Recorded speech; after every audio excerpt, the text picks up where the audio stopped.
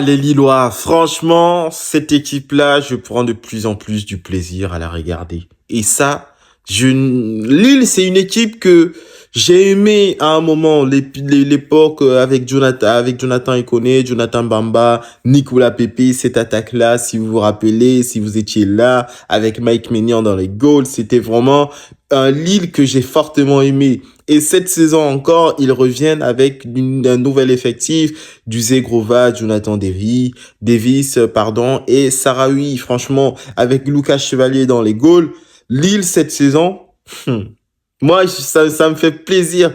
Ça me fait plaisir de voir enfin une équipe française qui, devant n'importe quelle équipe, est en capacité de faire bouger cette équipe sévèrement, durement et dans la longueur, dans toute une rencontre. Si vous avez remarqué, Lille a eu des temps forts, des temps faibles, mais ils ont été constants durant toute la durée de la rencontre. Le petit Boadi, là, franchement, c'est une petite pépite. C'est une petite pépite. Lille, franchement, leur centre de formation, la qualité des joueurs qu'ils réussissent à sortir d'année en année, c'est franchement très fort. Ils réussissent avec en plus un Pep Genesio qui lui, il est dans une forme monumentale, Pep Genesio cette saison.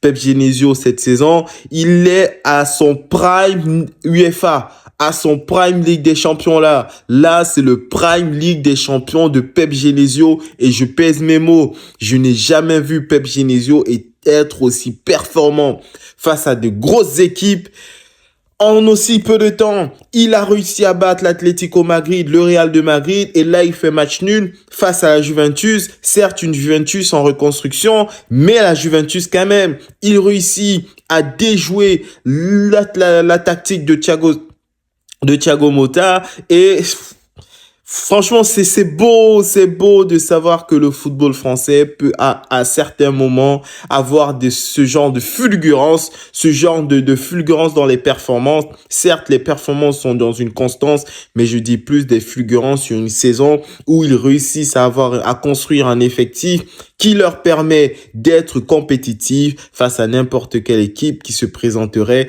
face à eux. Et ça, c'est pas habituel, à part le Paris Saint-Germain qui réussit d'année en année à créer cela. C'est pas habituel. Marseille, Lyon, la seule équipe qui, pour moi, on a connu le Lille des années 2019 où ils ont réussi à remporter le titre avec Christophe Galtier. Et là, on a le Lille de Pep Genesio. Applaudissons, c'est bien quand c'est bien, faut le dire, quand c'est bien, faut l'apprécier, et quand c'est bien, il faut remercier les instigateurs de tout cela. Et Pep Genesio, j'espère qu'il va continuer dans cette lancée. Lille, en ce moment, est très bien. Lille se porte bien. Et Lille, ils ont 7 points en 4 matchs. C'est très bien. C'est pas mal. Quand on pense qu'ils sont partis d'une défaite face au Sporting, le même Sporting qui a tapé Manchester City, ça, waouh! Waouh, 4 buts à 1 qu'ils ont donné à Manchester City. Le Manchester City de Pep Guardiola. Est-ce que ce serait la dernière année de Pep Guardiola?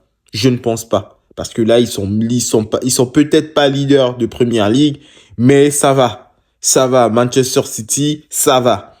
C'est le début de saison, donc ça va. Dans tous les cas, prenez soin de vous et peace la famille.